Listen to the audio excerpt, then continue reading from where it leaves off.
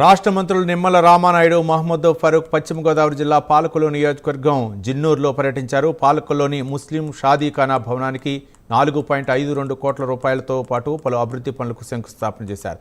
రాష్ట్ర బడ్జెట్లో మైనార్టీల సంక్షేమానికి 6 కోట్లకు పైగా కేటాయింపులు చేసినట్లు గుర్తు చేసిన ఆయన ఇమాములు, మాధ్యములకు ఆర్థిక సహాయం సహా పలు సంక్షేమ కార్యక్రమాలు అమలవుతున్నాయని చెప్పారు.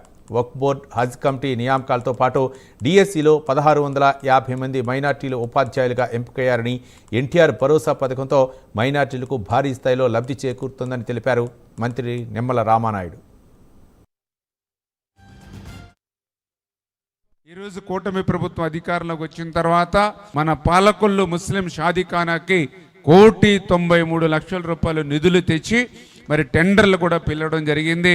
మరి ఈ యొక్క శంకుస్థాపన ఈరోజు ఎవరైతే మన ఫరూక్ గారు, అదేవిధంగా షరీఫ్ గారి యొక్క అమృత హస్తాలతోటి ఈరోజు శంకుస్థాపన చేసుకున్నాం.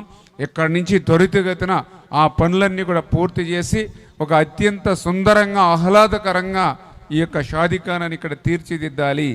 దీన్ని ఒక జిల్లాలోనూ, ఒక స్టేట్లోనూ ఒక మోడల్గా ఉండేటువంటి విధంగా తీర్చిదిద్దాలి. నిత్యం ప్రజల కోసం పనిచేసేటువంటి విధానం. అందులో భాగంగానే ఈ యొక్క షాదీఖానాకు సంబంధించి మరి యొక్క శంకుస్థాపన కార్యక్రమం ఫరూక్ గారు, షరీఫ్ గారు, మేము 4-5 సార్లు అనుకున్నప్పటికి కూడా ఒకరి టైమింగ్స్ ఒకరికి మ్యాచ్ అవ్వక అట్లా డిలే అయినప్పటికీ కూడా ఖచ్చితంగా వాళ్ళు రావాలి.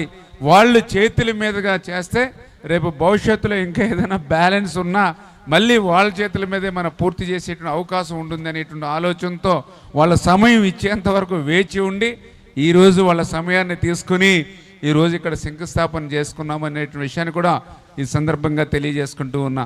ఆ రకంగా షాదీఖానా గురించి చెప్పాడు ఆయన. ఆ రకంగా ఇక్కడ మా ఊరు షాదీఖానా కట్టాలి. అప్పుడు ఫస్ట్ ఇన్స్టాల్మెంట్ 7,50,000 ఇచ్చేవాడిని ప్రతి షాదీఖానా కూడా. తర్వాత రెండోసారి షాదీఖానా మళ్ళీ ఆయన అడిగాడు, మూడో షాదీఖానా మళ్ళీ ఆయన అడిగాడు, ఇచ్చాం. నేను ఆయన ఇచ్చేటప్పుడు అడిగా, అనివే మేలే నాకన్నా ముఖ్యమంత్రి దగ్గర పోయి డైరెక్ట్గా 1,92,00,000 ఇచ్చినారు. మేము నా సొంత డబ్బులు ఫైల్ నేనే మూవ్ చేయాలా, నా దగ్గర నుంచి పోవాలా. సీఎం దగ్గర నుంచి అప్రూవ్ చేసుకొచ్చి నా దగ్గర ఫైల్ తీసుకొచ్చినాడు ఈయన. సీఎం గారే ముందు అప్రూవ్ చేసినారు. ఇక మేము నోనికి లేదు. ఆ ఏదైనా ఫండ్స్ ఆయన బాధ ఏమంటే ఆ ఫండ్స్ ఏమైనా వస్తే నేను సగం తీసుకుంటానేమో బాధపడ్డాడు. నేను కాబట్టి సీఎం గారు డైరెక్ట్గా అప్రూవల్ ఇచ్చినారు కాబట్టి నేనేం చేయలేకపోయారా. 1,92,00,000 మీకు శాంక్షన్ చేశాం. షాదీ మంజిల్ కట్టాలని చెప్పి ఒక నిర్ణయం తీసుకున్నారు. దీనికి ఏం పేరు పెట్టాలనేది మీరు ఆలోచన చేసుకోండి. నేను స్వయంగా నంద్యాల మొట్టమొదటి షాదీఖానా కట్టా. చంద్రబాబు నాయుడు గారు ఆయనకు చాలా ఉన్నతమైన పదవి, అది చిన్న పదవి కాదు. మీరు అనుకుంటున్నారు రెవెన్యూ కాదు, ఫైనాన్స్ కాదు, అన్నిటికంటే పెద్ద పదవి ఇదే. ఇది రైతులకు సంబంధించింది, ప్రజలకు సంబంధించింది. ఆయన దగ్గర కొన్ని 100 కోట్ల రూపాయలు ఉంటాయి. దానివల్ల ఈరోజు వచ్చే ఆయన కానీ శాంక్షన్ ఇచ్చుకొచ్చి చేసుకోవచ్చు.